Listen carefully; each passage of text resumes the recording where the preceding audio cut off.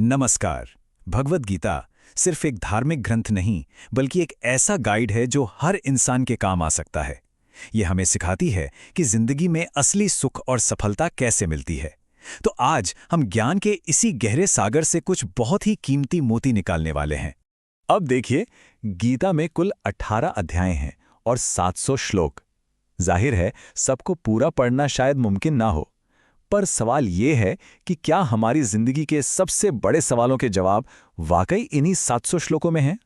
तो चलिए आज कोशिश करते हैं और इस ज्ञान के सागर में एक डुबकी लगाते हैं और कुछ ऐसे विचार निकालते हैं जो आज भी हमारी मॉडर्न लाइफ को एक नई दिशा दे सकते हैं। तो सबसे पहले ये समझना जरूरी है कि गीता का असल मकसद क्या है। इसका सबसे बड़ा लक्ष्य है मानव कल्याण।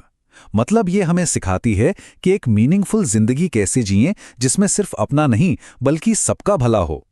और इसका सबसे खूबसूरत सार इस एक लाइन में छिपा है कि सच्चा धर्म क्या है। जो व्यवहार हमें अपने लिए पसंद नहीं, वो हम दूसरों के साथ भी ना करें। कितनी सरल लेकिन कितनी गहरी बात है ये।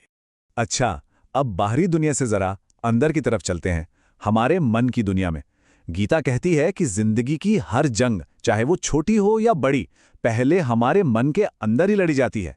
तो सवाल ये उठता है कि हमारा मन हमारा दोस्त है या दुश्मन? और ये एक बहुत ही पावरफुल आइडिया है। देखिए, एक तरफ है नियंत्रित मन। अगर मन हमारे काबू में है तो वो हमारा सबसे अच्छा दोस्त है। लेकिन दूसरी तरफ है अनियंत्रित मन, और अगर मन हमारे काबू में नहीं तो वही हमारा सबसे बड़ा दुश्मन बन जाता है, जो हमें उलझन और दुख में फंसा देता है। तो मन को जीतना इतना जरूरी क्यों है? क्योंकि गीता के मुताबिक जिसने अपने मन पर काबू पा लिया, उसने असल में शांति को पा लिया, और जिसने शांति को पा लिया, समझिए उसने परमात्मा को ही पा लिया। फिर उसके लिए सुख दुख मान अपमान सब एक बराबर हो जाता। ठीक है, पर सवाल यह है कि इस चंचल मन को वश में करे कैसे? जवाब है अभ्यास। लगातार कोशिश करने से, प्रैक्टिस करने से इस बेचैन मन को भी साधा जा सकता है। मन को साधने के बाद अब आते हैं हमारे कर्मों पर, यानी हमारे एक्शन पर। गीता का कर्म का सिद्धांत तो पूरी दुनिया में फेमस है, लेकिन इसका असली मतलब है क्या?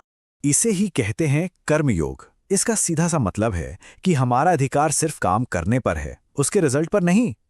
सोचिए, एक स्टूडेंट का काम है मेहनत से पढ़ाई करना, ना कि हर पल रिजल्ट की चिंता करना। जब हम फल की चिंता छोड़ देते हैं तो हम अपना बेस्ट देते हैं, और फिर सफलता तो मिल ही जाती है। और ये बात कितनी गहरी है। कोई इंसान कहाँ पैदा हुआ, इससे वो महान नहीं बनता। वो महान बनता है अपने कर्मों से। हमारे काम ही हमारी असली पहचान होते हैं। ये बात हमेशा याद रखने वाली है। कर्म एक फसल की तरह है, और जो बोया है वो काटना तो पड़ेगा ही, इससे कोई भाग नहीं सकता।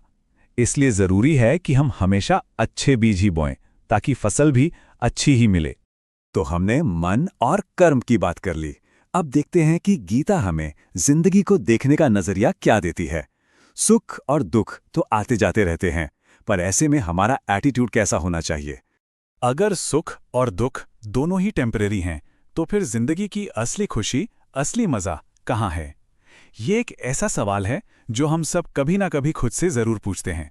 और गीता का जवाब बहुत ही सरल और खूबसूरत है। जिंदगी ना तो बीते हुए कल में है, ना आने वाले कल में।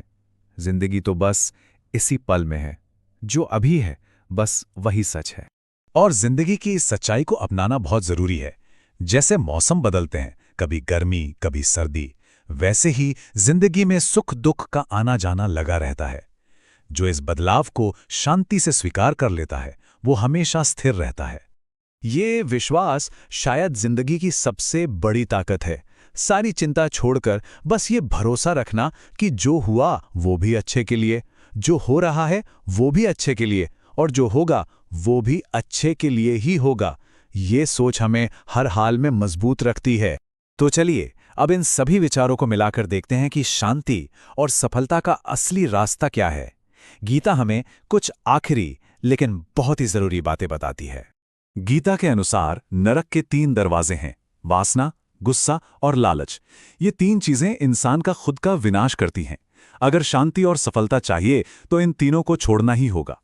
और इन बुराइयों पर काबू पाने के लिए सबसे जरूरी चीज है सब्र, यानी पेशेंस। जिसके पास सब्र की ताकत है वो दुनिया की हर मुश्किल झेल सकता है, उसकी ताकत का कोई मुकाबला नहीं कर सकता।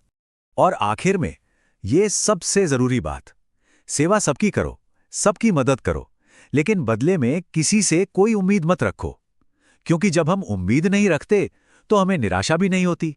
बस अपना काम करो, फल की चिंता मत करो।